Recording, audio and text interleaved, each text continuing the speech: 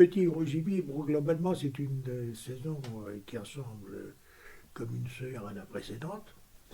Et c'est-à-dire que les passionnés de petit gibier ont trouvé du petit gibier, mais bon, ils sont globalement contents. Ceux qui se donnent à fond dans le petit gibier bon, peuvent être un peu déçus. On s'aperçoit d'une chose assez curieuse, c'est que on a augmenté très sensiblement le montant des subventions pour les chasseurs de petits gibier, enfin pour ce type de chasse. Ce montant n'est pas, globalement, hein, n'est pas, n'est pas intégralement distribué. Les gens sont un petit peu.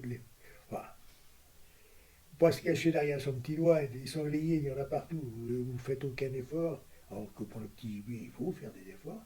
Vous ne faites aucun effort et vous pouvez tirer un sanglier que vous voulez ou quand vous voulez.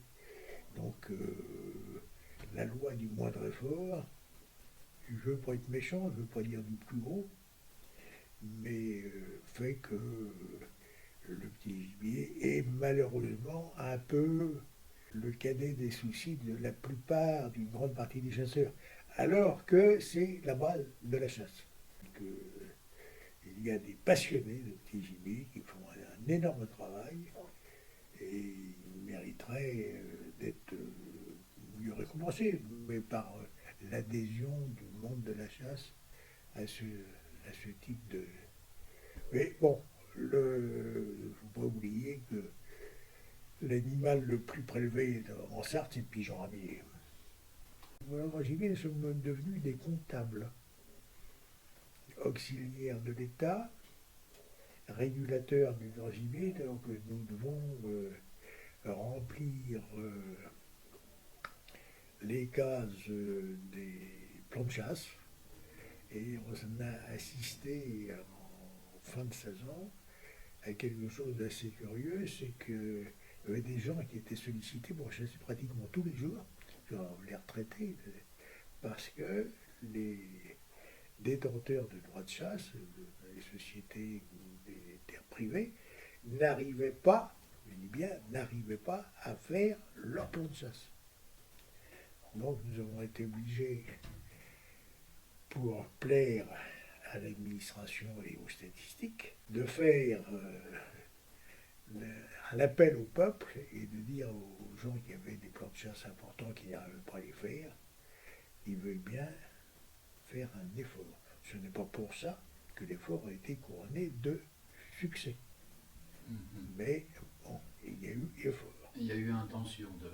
Il y a eu intention d'eux et beaucoup de plans de chasse, malgré ça, n'ont pas été réalisés. Voilà, donc ça c'est le côté comptable. Alors les sangliers, il y en a partout. Il y a des gens qui les chassent avec acharnement et je vous les remercie parce qu'il faut faire baisser les populations. Et puis d'autres qui chassent, je ne veux pas dire mollement qu'ils font, mais qui cherchent le tableau.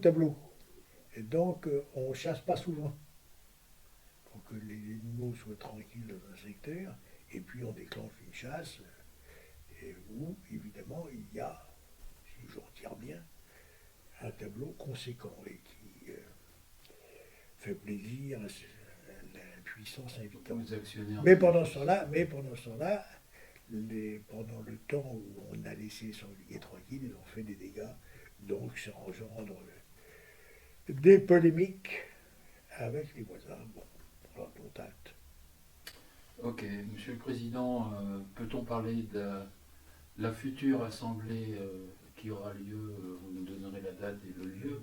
Le 29 avril, je crois, à Mulsanne. Vous n'aurez pas la présence du président national, il est venu l'année dernière, et vous avez fait faire une très belle prestation qui a encouragé les chasseurs sartois à continuer leur effort pour chasser et ne pas se décourager, puisque quelquefois les découragements gagnent et c'est tout à fait pernicieux.